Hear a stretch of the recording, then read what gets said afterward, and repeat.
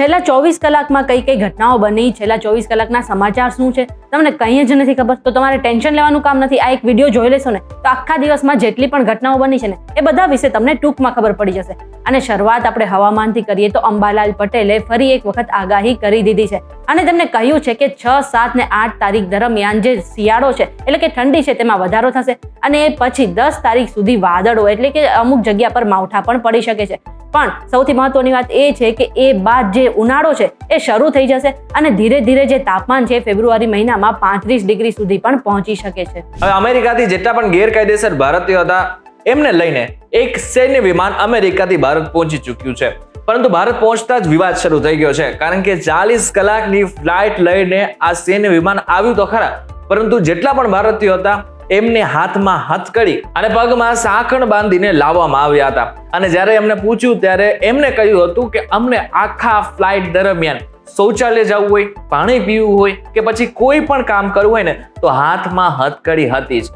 હવે આવા સમયે જેટલા પણ ગુજરાતીઓ ત્યાં પહોંચ્યા હતા એટલે કે અમૃતસરથી અમદાવાદ પહોંચ્યા હતા બધા જ લોકો માટે એક સારી વાત એ હતી કે એમના પરિવારજનો ખુશ હતા. પરંતુ પાટણના 5 ગુજરાતીઓ હવે અજ્ઞાત સ્થળે જતા રહ્યા છે, એટલે કે હવે આગળના સમયમાં મીડિયા હેરાન ન કરે એટલા માટે થઈને તેઓ અત્યારે અજ્ઞાત સ્થળે પહોંચી ચૂક્યા છે. ઇન શોર્ટ જો જોવા જઈએ તો અત્યારે હાલ તો એવું માનવામાં આવી રહ્યું છે કે મોટા ભાગના જેટલા પણ ગેરકાયદેસર ભારતીયો છે જે અમેરિકામાં રહી રહ્યા છે એ ટૂંક સમયની અંદર જ ભારત પહોંચવાના છે. હવે ડિપોર્ટ થયેલા ભારતીયોને લઈને રાજનીતિ પણ શરૂ થઈ ગઈ છે અને અત્યારે કોંગ્રેસના પ્રિયંકા ગાંધીએ પણ તેના પર નિવેદન આપી દીધું છે. સાથે એમને એમ પણ કહ્યું છે કે આ જે ભારતીયો હતા એ ત્યાં સ્થાયી થવા ગયા હતા પણ તેમને કેદીઓની જેમ પાછા મોકલવામાં આવ્યા હતા.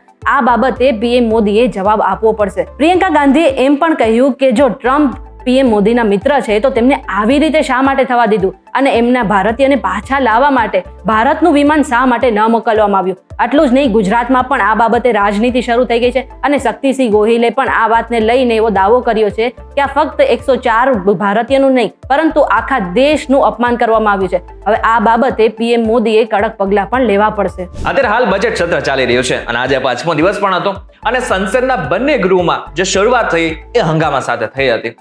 જોકે આજે ખાસ દિવસ એટલા માટે પણ હતો કારણ કે રાજ્યસભામાં પ્રધાનમંત્રી નરેન્દ્ર મોદીએ આભાર પ્રસ્તાવ ઉપર પોતાની સ્પીચ આપી હતી.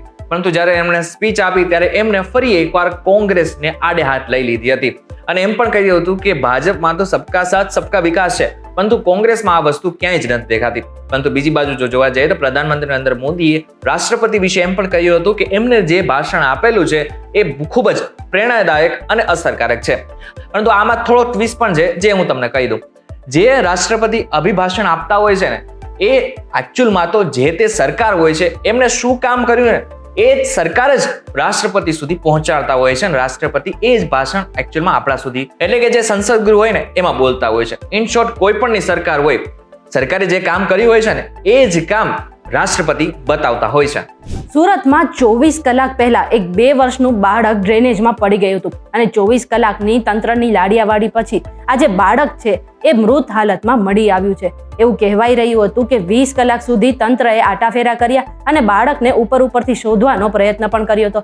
એ પછી 20 કલાક બાદ એનડીઆરએફની ટીમ પણ બોલાવવામાં આવી હતી અને બાદમાં બાળકની જે શોધખોળ છે ને એ વધુ તેજ કરવામાં આવી હતી. પણ 24 કલાક બાદ આજે બાળક છે એ મૃત હાલતમાં મળી આવ્યું છે.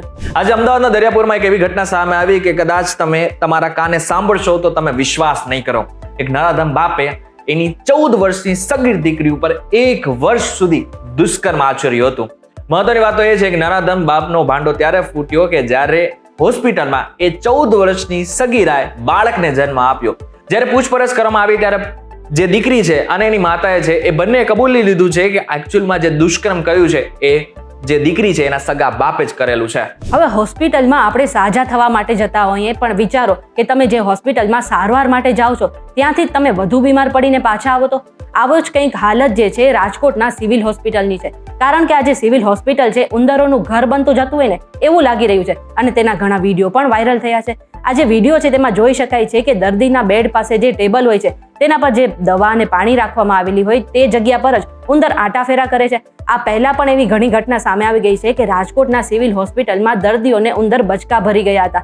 હવે આ બાદ એવું લાગી રહ્યું છે કે તંત્ર હજુ પણ ઊંઘમાં છે અને આ માટે કોઈ કાર્યવાહી નહીં કરે. એવામાં રાજનીતિ પણ શરૂ થઈ ગઈ છે અને કોંગ્રેસના નેતાઓએ તંત્ર પર પ્રહાર પણ શરૂ કરી દીધા છે અને કહ્યું છે કે જો તેમનાથી આ કંઈ ન થતું હોય તો બધી જવાબદારી અમને સોંપી દો.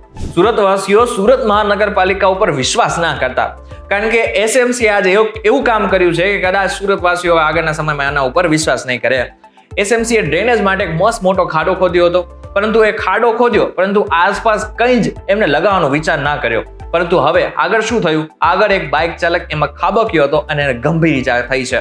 જે ખાડો ખોદ્યો હતો ત્યાં આસપાસ કોઈ પણ સાઇન બોર્ડ લગાવવામાં નહોતું આવ્યું અને રાત્રિના અંધારામાં રિક્ષા તેમાં ખાબકી હતી, જેના જ કારણે જે રિક્ષા ચાલક હતો એ ગંભીર રીતે ઘાયલ પણ થયો હતો. પરંતુ આટલું જ નહીં, પરંતુ આ બાદ એક બાઇક ચાલક પણ આ જ ખાડામાં પડ્યો હતો. પરંતુ મહત્વનું છે કે આવી ઘણી બધી ઘટનાઓ અમદાવાદ, સુરત અને વડોદરામાંથી આપણી સામે આવતો હોય છે, પરંતુ આ જે અધિકારીઓ છે એમના ઉપર ક્યારે પગલાં લેવામાં આવશે એના ઉપર સવાલ ઉભા થઈ રહ્યા છે. તિરુપતિ બાલાજી મંદિર વિશે તો આપણે બધા જાણીએ જ છીએ. હવે આ મંદિરને લઈને એક મહત્વનો નિર્ણય લેવામાં આવ્યો છે કે આ મંદિરમાં કોઈ પણ બિન હિન્દુ કર્મચારી કામ નહીં કરે. તિરુમાલા તિરુપતિ દેવસ્થાન ટ્રસ્ટે વર્ષ 2024માં લીધેલા નિર્ણયની અમલવારી શરૂ કરી દીધી છે.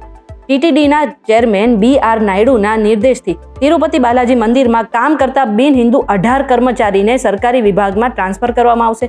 એટલું જ નહીં, તેમણે કહ્યું છે કે આ જે બિન હિન્દુ કર્મચારી છે તેઓ મંદિરની કોઈ પણ સેવા પૂજા અનુષ્ઠાનમાં ભાગ ન લેવો જોઈએ અને મંદિરોમાં તહેવારની ઉજવણી, શોભાયાત્રા સહિત કોઈ પણ કામગીરી તેમને ના સોંપવી જોઈએ. એવું કહેવાય રહ્યું છે કે મંદિરની પવિત્રતાનું ખાસ ધ્યાનમાં રાખીને આ નિર્ણય જે છે એ લેવામાં આવ્યો છે. ઓસ્ટ્રેલિયાના ક્વીન્સલેન્ડમાં થોડાક સમય પહેલા જ પૂરની આગાહી કરવામાં આવી હતી અને આજે ત્યાં પૂરની સ્થિતિ સર્જાઈ છે. મહત્વની વાત તો એ છે કે એને જ કારણે લાખો કરોડો મિલકતોને નુકસાન તો થયું છે, પરંતુ ઘણા બધા લોકો એવા છે કે જેઓ ઘર વિહોણા થઈ ગયા છે.